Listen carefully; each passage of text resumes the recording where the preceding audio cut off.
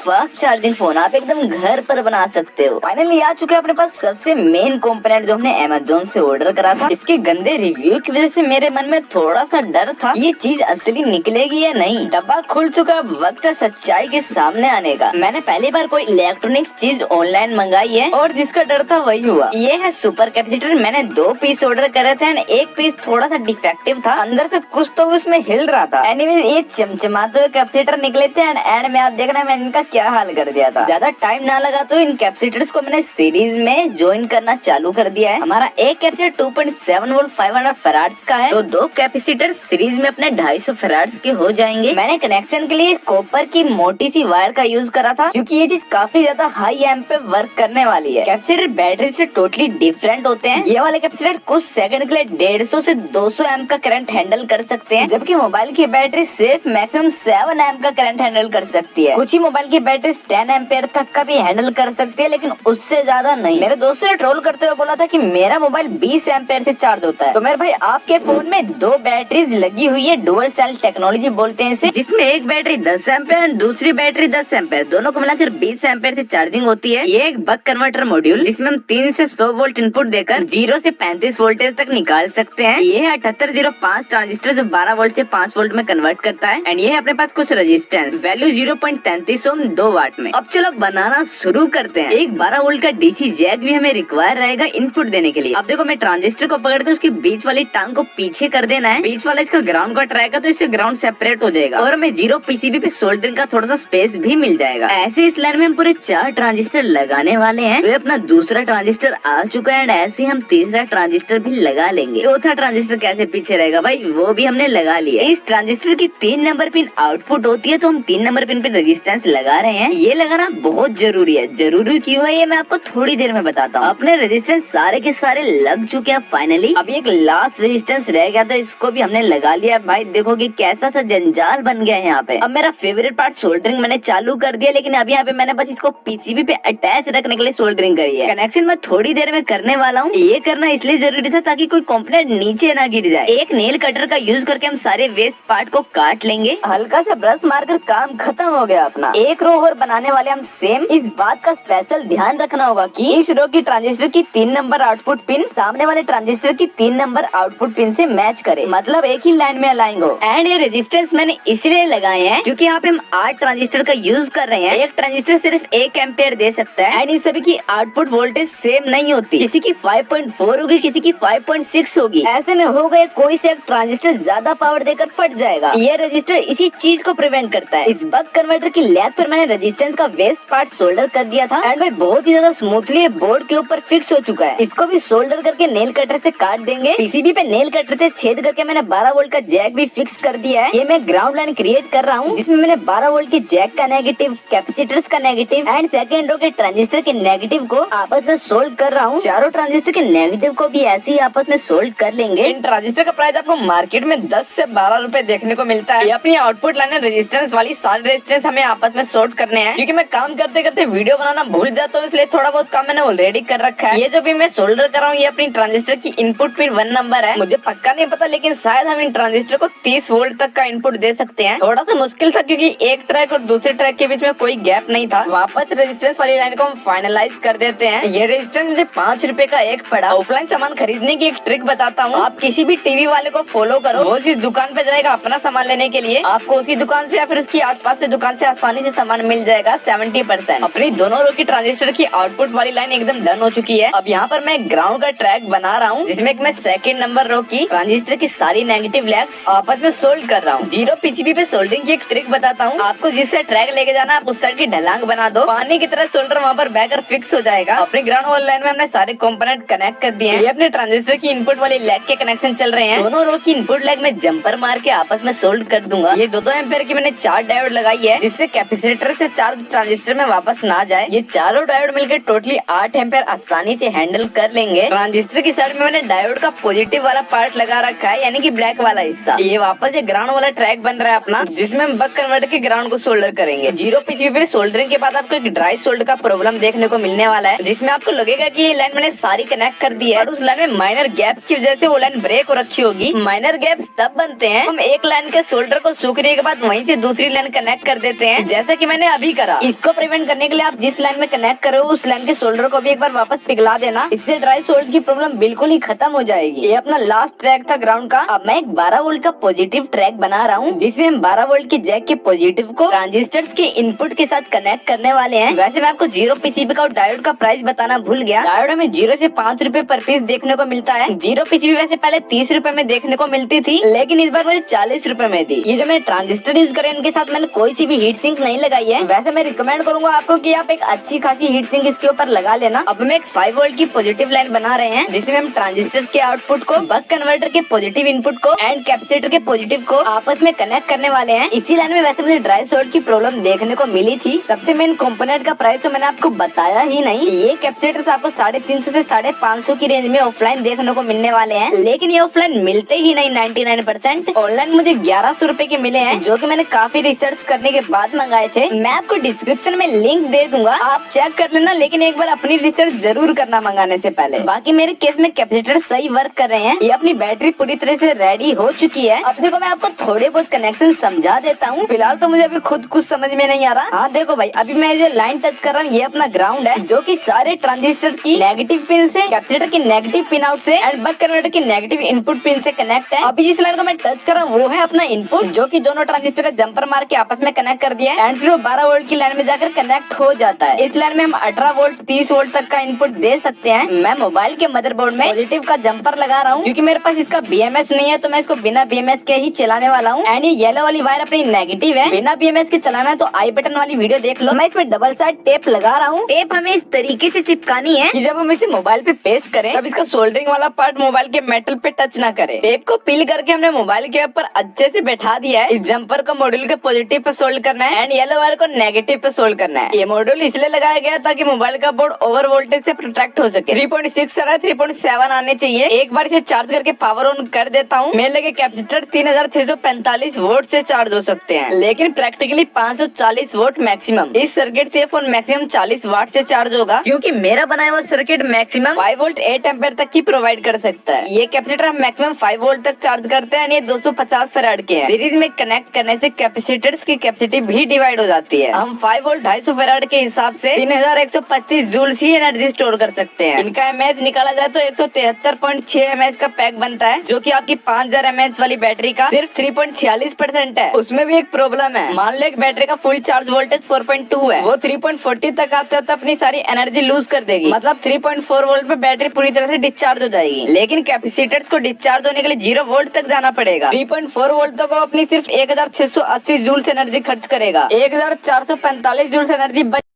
Energy बच जाएगी, क्योंकि मोबाइल 3.4 वोल्ट से नीचे ऑन नहीं होता। तो एनर्जी मोबाइल को चलाने के लिए किसी काम की नहीं। वोल्टेज बूस्टर भी यूज करना एक तरह से बेवकूफी होगी। वन पर्पस के लिए ये चीज एकदम सही है, लेकिन प्रैक्टिकली किसी काम की नहीं।